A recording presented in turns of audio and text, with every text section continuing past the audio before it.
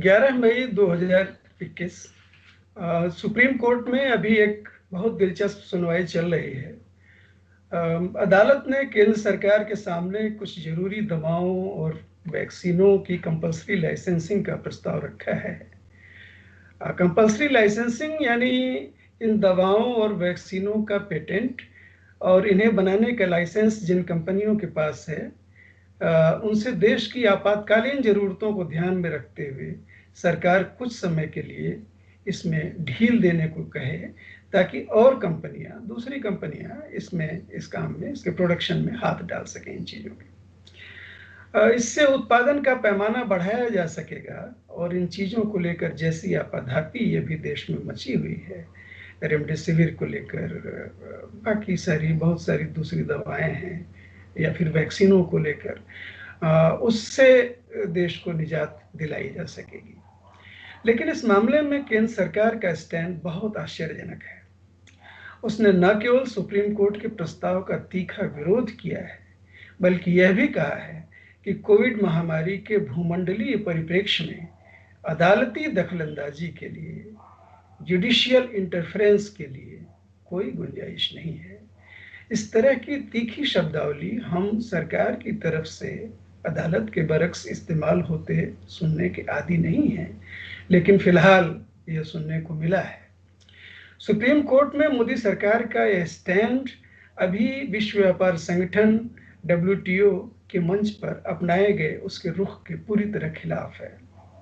ध्यान रहे, भारत, दक्षिण अफ्रीका और 60 देशों के संगठन G60 ने WTO के मंच पर कोरोना वायरस से लड़ाई में मददगार सभी दवाओं, प्रक्रियाओं, उपकरणों, सामानों और वैक्सीनों को बौद्धिक संपदा के अधिकार से जुड़े कानूनों से मुक्त करने की मांग की है। इसका उद्देश्य यह है कि अगर इनका बड़े पैमाने पर प्रोडक्शन होगा, बड़े पैमाने पर इनका कोऑर्डिनेशन होगा, तो वैश्विक स्तर पर हर व्यक्ति तक इनकी आपूर्ति सुनिश्चित की जा सकेगी।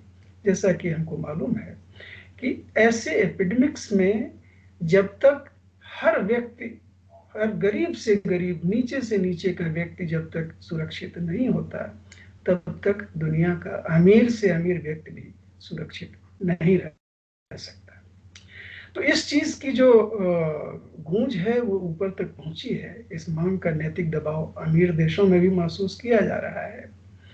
अमेरिका ने खासकर, बाकी चीजों पर तो नहीं, लेकिन अपने यहाँ बनाई जा रही वैक्सीनों के पेटेंट में ढील देने की संभावना पर विचार करने को कहा है। सवाल यह है कि जो मांग हम बाकी दुनिया से, खासकर विकसित देशों से कर रहे हैं, उसको सबसे पहले अपने अधिकार क्षेत्र में लागू करने का प्रयास हम क्यों नहीं करते। बहरहाल यह सुनवाई अभी अधबीच में है, लिहाजा इस बारे में विस्तार से बात हम 1-2 दिन बाद करेंगे। फिलहाल भारत के वैक्सीनेशन में दिख रहे झोल से जुड़ी हुई कुछ बड़ी जटिलताओं पर चर्चा करते हैं। जो इंटरनेशनल न्यूज एजेंसी जो है AFP, उसको अभी हाल में एक इंटरव्यू में जो वर्ल्ड हेल्थ ऑर्गेनाइजेशन के चीफ साइंटिस्ट सौम्या स्वामीनाथन ने भारत को लेकर पूरी दुनिया में व्याप्त एक नई चिंता को उस इंटरव्यू में रेखांकित किया है। वो चिंता ये है कि हमारे यहाँ कोविड इन्फेक्शन फैलने की रफ्तार बहुत तेज है और वैक्सीनेशन की रफ्तार काफ़ी कम है। ये तो खैर सारे ही लोग जानते हैं, हम आप सारे लोग जानते हैं। डेटा में अगर बात करें तो डेली अपने देश में 18-19 लाख टेस्ट हो रहे हैं और 20-21 लाख वैक्सीनेशन हो रहे हैं। इनमें 4 लाख के लगभग नए संक्रमण पाए जा रहे हैं। लेकिन मान लीजिए 19 लाख टेस्ट हुआ और 4 लाख पॉजिटिव आया और 15 लाख निगेटिव हुआ, तो जो लोग 15 लाख निगेटिव हैं वो भी आश्वस्त नहीं है कि वो अगले दिन पॉजिटिव नहीं हो जाएंगे। तो ये तो एक आम स्थिति है, लेकिन दुनिया इसको किस रूप में देख रही है उस पर सौम्या स्वामीनाथन ने बात की है। लोगों में, पूरी दुनिया में इसको लेके एक डर ये बैठ गया है कि जैसे जैसे भारत में ये बढ़ रहा है, विस्तार हो रहा है इन्फेक्शन का, नए केसेस जैसे जैसे ज़्यादा बढ़ते जा रहे हैं और समय जैसे जैसे खींच रहा है, वैसे वैसे वायरस का म्यूटेशन बढ़ रहा है और इस म्यूटेशन के बढ़ने से एक बहुत अलग तरह की समस्या से भारत का और दुनिया का सामना हो सकता है। अब इस समस्या की एक बानगी देखिए कि अभी ही जो कुछ वेरिएंट्स हैं कोरोना वायरस के, उसके खिलाफ जो वैक्सीनें दुनिया में मौजूद हैं, उनमें से कुछ नाकारा साबित हो रही हैं। जैसे साउथ अफ्रीका को लीजिए, साउथ अफ्रीका 10 लाख वैक्सीन शुरू में ही कोविशील्ड ने भेजी थी अपने। 10 लाख जो कोविशील्ड वैक्सीन वहां गई, पाया गया कि वो वहां के वायरस पर बिल्कुल सिरे से नाकारा साबित हो रही हैं। उन पर कोई भी सुरक्षा उपाय की भूमिका वो नहीं निभा पा रही है। नतीजा ये हुआ कि पहले साउथ अफ्रीका ने कहा कि हम ये वैक्सीन वापस कर देंगे, लेकिन जब ये लगा कि इससे खराब डिप्लोमेसी बनेगी, तो उसने किसी और अफ्रीकी देश को वो डोनेट कर दिया, जो भारत से गई हुई वैक्सीन है, कि भाई जब हमारे यहाँ काम नहीं दे रही है तो किसी और देश के काम आ जाएगी। अभी भारत में जो वैक्सीनें हैं, 3 वैक्सीनों को भारत सरकार ने मान्यता दी है।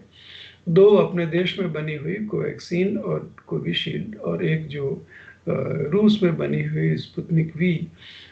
इन तीनों वैक्सीनों के बारे में अभी ऐसी रिपोर्ट नहीं आई है कि भारत के जो वेरिएंट्स हैं, इसमें कुछ के खिलाफ ये बिल्कुल नाकारा साबित हो रही हैं, ऐसी रिपोर्ट नहीं आई है। ऐसा भी कोई अध्ययन नहीं साबित हुआ है कि जो नए वेरिएंट्स भारत में बने हैं इसके, जैसे B1.617 है, जो काफ़ी तेज़ी से फैल रहा है, उसके खिलाफ ये कितनी कारगर है, ये इस बारे में अभी बहुत रिपोर्ट्स नहीं आई हैं। और कई सारे लोग हमारे परिचित दायरे में भी जो दोनों डोज वैक्सीन का ले चुके थे, उसके बाद वो कोविड संक्रमित हुए और एक की मृत्यु भी हुई। तो लेकिन ऑफिशियल रिपोर्ट हमारे पास नहीं है। दुनिया को आशंका यह है कि जैसे जैसे समय बढ़ेगा और म्यूटेशंस बढ़ते जाएंगे, वैसे वैसे वैक्सीनें नाकारा होती जाएंगी उनके खिलाफ। और जैसे जो एड्स के साथ जो समस्या है कि वो इतनी तेजी से म्यूटेट होता है कि जो भी वैक्सीन बनाई जाती है, जैसे ही लगाई जाती है तो पता चलता है कि उसकी शक्ल कुछ और हो गई। आपने शेर मारने के लिए एक हथियार तैयार किया और अचानक आपके सामने हाथी खड़ा हो गया।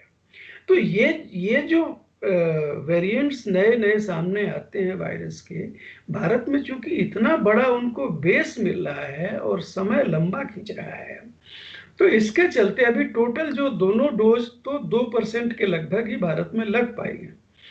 तो ये एक खतरा है कि अगर मान लीजिए इसमें 1-2 साल अगर खिंच गया, तो ऐसे रूप आ सकते हैं कोरोना के सामने जिनके खिलाफ कोई भी वैक्सीन ही कारगर ना हो। अच्छा, अब मान लीजिए ठीक है, भारत सरकार तो अगर थोड़ा सा कम हुआ, बीमारी थोड़ी कम हुई, तो खुशियां इस पर मना लेगी, आयोजन कर देगी, हो सकता है कि कोई नया कुंभ करवा दे या कुछ और करवा दे। लेकिन पूरी दुनिया में अगर यह बात रही कि यहाँ भारत में कोई ऐसा वेरिएंट भी है जिस पर कि वैक्सीन कारगर नहीं होती है, तो जिस तरह से कांगो वगैरह में हो रहा है, जो वहाँ के जो खतरनाक जो वायरस जनरेट हुआ और जिसके लिए पूरा आइसोलेट कर दिया, उस तरह से भारत में वो पूरे भारत को आइसोलेशन दुनिया का झेलना पड़ सकता है। और हमको ये भले ही लगे कि हमारी बीमारी ठीक हो गई, लेकिन अगर ये समय लंबा खिंचता जाता है, इसके वेरिएंट्स अगर नए नए सामने आते जाते हैं, तो भारत के सामने इंटरनेशनल आइसोलेशन झेलने का खतरा पैदा हो जाएगा। तो ऐसे में यह सौम्या स्वामीनाथन ने यह बात कही है, वो चीफ साइंटिस्ट हैं WHO की। तो यह एक बड़ी चिंता है जिसके बारे में भारत सरकार को अभी से नोटिस लेकर काम करना चाहिए। तो इस तरह से अगर हम आए, तो अभी भारत के सामने 4 चुनौतियां हैं कोविड को लेकर। सबसे पहले तो यही कि ऑक्सीजन और जो बाकी जो मददगार जो दवाएं हैं, उनकी भरपूर सप्लाई और बेहतर मेडिकल देखभाल के जरिए मौतों की संख्या को नियंत्रित किया जाए।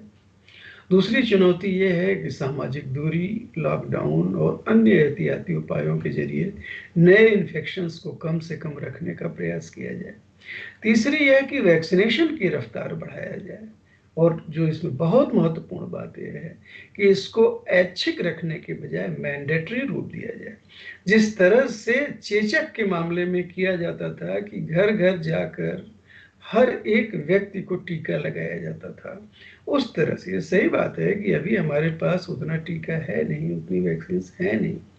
कोशिश किया जाए, पूरी दुनिया से वैक्सीनें मंगवाई जाएं, भारत में भी अधिक से अधिक बनाया जाए, पर्याप्त मात्रा में वैक्सीन करके, और हमको उसी प्रोसेस में जाना हो।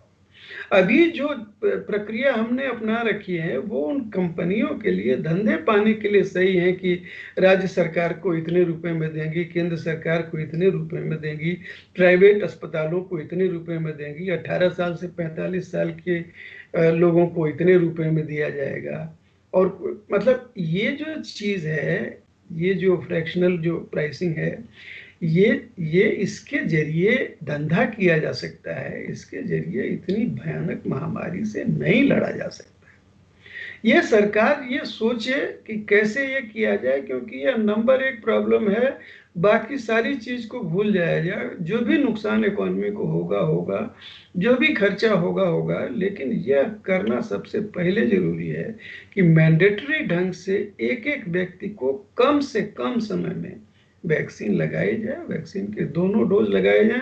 और अगर ऐसी वैक्सीन उपलब्ध हो, ऐसी चीज कोई उपलब्ध हो, जैसे मान लीजिए नेजल स्प्रे के जरिए वैक्सीन आने की बात है, चाहे जिस भी रूप में आए, लेकिन कम से कम समय में अधिक से अधिक लोगों तक पहुंचा जाए। यहाँ मैं सेशल्स के उदाहरण का जिक्र करना चाहूंगा। सेशल्स दुनिया में एक जो सबसे ज्यादा वैक्सीनेटेड मुल्क है, उसमें एक सेशल्स है। वहाँ करीब लाख सवा लाख आबादी है, और उन्होंने 60% से ज्यादा लोगों को दोनों डोज वैक्सीन की दे दी। इसके बावजूद वहां भयानक रूप से उभर के केसेस आ रहे हैं और बहुत सारी मौतें भी दर्ज की जा रही। ये दोनों डोज दे देने के बाद, इसलिए कि जो नए वेरिएंट्स आ रहे हैं उन पर चीजें कारगर नहीं हो पा रही। यह एक खतरनाक स्थिति है। तो हम लोग इसको लेके घबराएं नहीं, लेकिन टारगेट जो अपने सामने बनाएं वो ये कि हम कम से कम समय में अधिक से अधिक आबादी को कैसे वैक्सीनेट करें।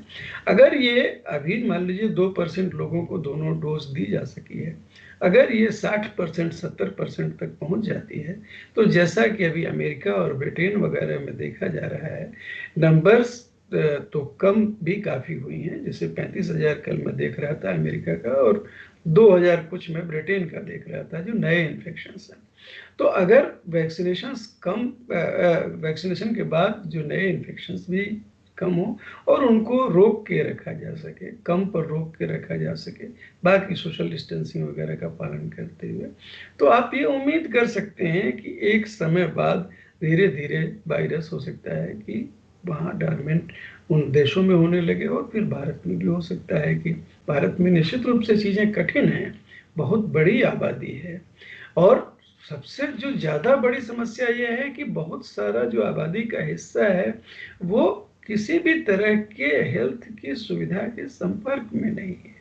यह एक भारी समस्या है।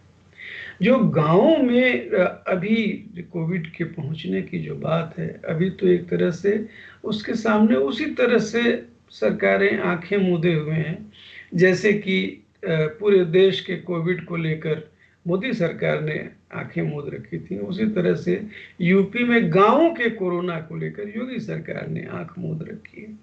लेकिन लोग जानते हैं, ये पूरी दुनिया जानती है कि यूपी के गांवों में और भी जो हिंदी भाषी राज्य हैं उनके गांवों में वो PHCs या तो हैं नहीं, प्राइमरी हेल्थ सेंटर जो हैं वो सरकार के रडार पर नहीं है।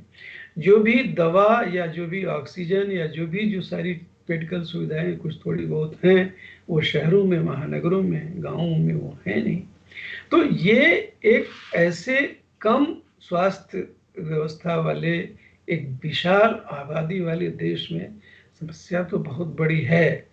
इसको अब ब्रिटेन से तुलना करके, जो कि 6 करोड़ का 7 करोड़ का देश है, उससे तुलना करके, या इजराइल जो कि 40-50 लाख का जो देश है उससे तुलना करके तो भारत के बारे में नहीं बात हो सकती।